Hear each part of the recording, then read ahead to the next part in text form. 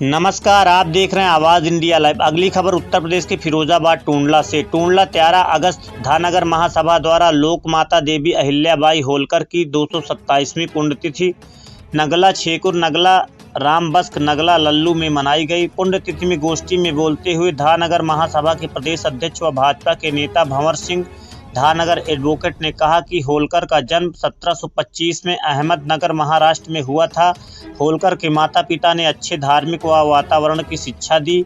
अच्छे संस्कारों में सुयोग पत्नी कुशल प्रशासिका धर्मपरायण सिद्ध हुई। जनता उन्हें श्रद्धा से माता सती देवी कहती। उनकी तुलना सीता सावित्री की गई। सही अर्थों में एक आदर्श हिंदू महिला थी। पति खाड़ू राम मृत्यु उपरांत दोहरे सामाजिक दुख झेलकर धैर्य नहीं छोड़ा और शासन अपने हाथों में लेकर 30 वर्षों तक राज्य किया। जनता ने लोक माता की उपाधि दी। उन्होंने 97 मंदिरों, 12 ज्योतिर्लिंग, 7 पुरी, 4 धाम, 43 धर्म स्थानों को अनुदान दिया। मंदिरों, घाटों, धर्मशालाओं, घाटों, कुआं, बावड़ी का निर्माण कराया। उनके दया करुणा की सेवा, साहस और पराक्रम, त्याग, बलिदान, शोध विविध क्षेत्रों में कीर्ति काल की गाथा में मिलती है।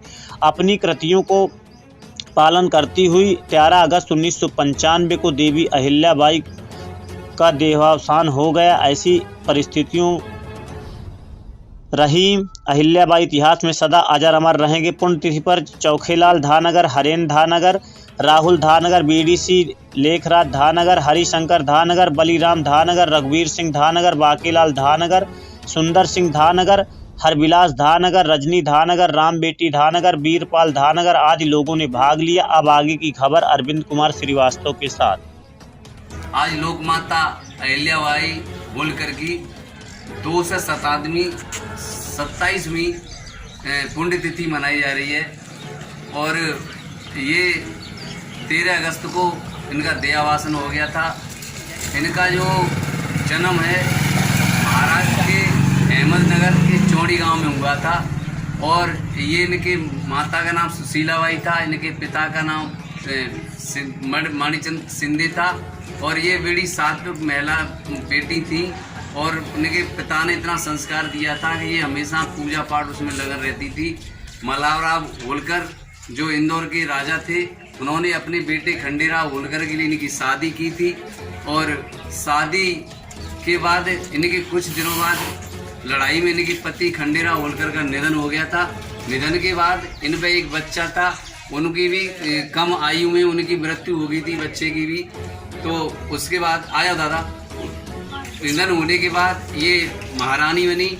महारानी बनने के बाद इन्होंने 30 साल तक इंदौर में राज्य किया और 30 साल राज्य के दौरान इन्होंने सबसे बड़ा काम किया कि अंग्रेजों से, मुगलों से बहुत बड़ी लड़ाई लड़ी इनने और अपने देश में, अपने जो इंदौर साम्राज्य में किसी दूसरे को बसने नहीं दिया।